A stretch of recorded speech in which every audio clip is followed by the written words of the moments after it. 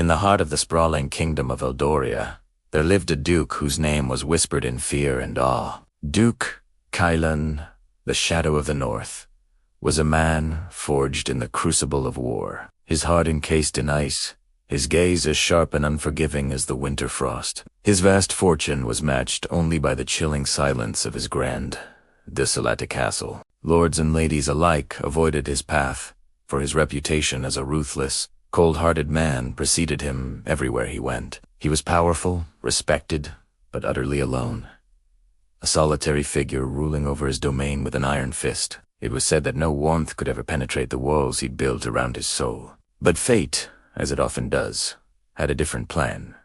A twist that would arrive in the most unexpected of forms. One crisp autumn day, a new governess arrived at the Duke's castle. Her name was Elera, a young woman from a modest background. Her only possessions a small trunk of books and a heart full of unwavering kindness. She had been hired to care for the Duke's young ward, a quiet, withdrawn child named Lily. When Elara first stepped into the cavernous hall, the oppressive silence and shadows seemed to cling to her. She met the Duke's gaze, and for a moment, she felt the icy chill that everyone spoke of. But where others saw a monster, Elara saw a profound, deep-seated sorrow. She wasn't afraid. Instead, a quiet resolve settled within her. She would bring light into this house of shadows, not just for the child, but for the master of it as well. Elara's days began with Lily. She discovered the child wasn't just quiet, she was starved for affection. Elara taught her not only letters and numbers, but also how to laugh, how to find joy in chasing butterflies in the neglected castle gardens, and how to sing songs that echoed through the long empty hallways. Slowly, life began to seep back into the castle's stone walls. Laughter, a sound unheard for years, became a gentle melody that drifted from the nursery. Duke Kylan, from the solitude of his study, found himself listening.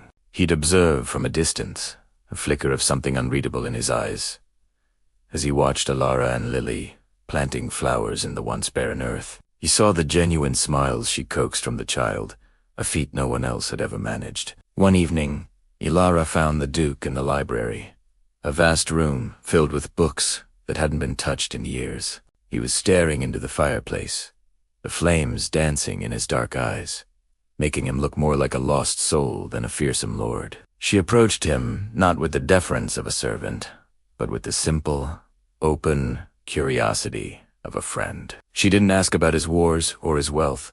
Instead, she asked him about a book she'd found, a collection of old legends. He was taken aback. No one had ever dared to engage him in such a simple, human conversation. Reluctantly at first, he answered. That single conversation became a nightly ritual. They spoke of poetry, of stars, of forgotten histories. Elara listened as he spoke of his past, not the battles and victories, but the losses that had carved canyons into his soul. He had sealed his heart away after losing his family years ago, believing vulnerability was a weakness he could no longer afford. Elara didn't offer pity. She offered understanding. She showed him that kindness was not a weakness, but a different kind of strength. She would leave a cup of hot tea on his desk when he worked late, or bring him a wildflower from the garden. These small gestures were like gentle drops of rain on parched land, slowly, painstakingly, beginning to soften the ground of his hardened heart. He found himself anticipating their talks. The sound of her soft voice balmed his tormented spirit. The staff, who had served in fear for so long, watched the transformation in disbelief. The Duke's orders became less curt. A hint of a smile would occasionally touch his lips when he saw Elara and Lily playing. He started joining them for short walks in the garden. He even helped Lily build a small wooden birdhouse, his large, calloused hands surprisingly gentle as he worked. During one of these walks, a sudden storm rolled in. Kylan, without a second thought, swept Lily into his arms and draped his own heavy cloak over Elara to shield her from the rain, ushering them both to safety. In that moment, Elara saw him not as the fearsome Duke, but as a protector, a man capable of profound care. The wall of ice around his heart was finally beginning to crack. The true turning point came during the annual winter festival. The Duke had always locked himself away during the festivities.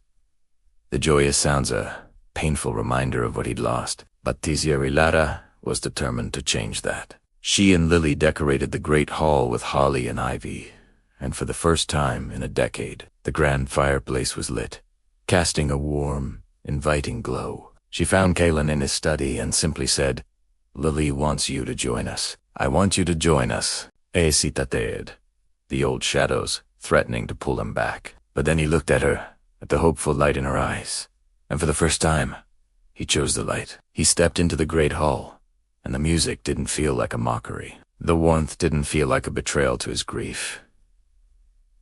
It felt like coming home.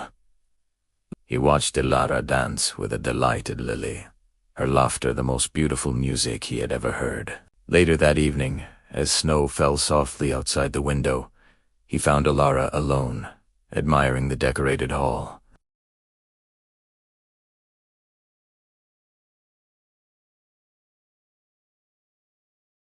"You brought me back to life."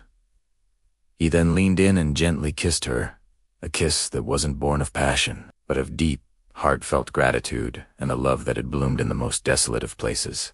The story of the fearsome duke and the gentle governess became a legend in itself. Kalen never lost his strength or his authority, but it was now tempered with compassion and wisdom. He ruled not with fear, but with justice and a newfound understanding of his people. The castle, once a symbol of fear, became a beacon of warmth and hope, its halls filled with laughter and love. Lara, the woman with nothing but a kind heart, had proven that true strength isn't about building walls to keep the world out, but about having the courage to let the right person in.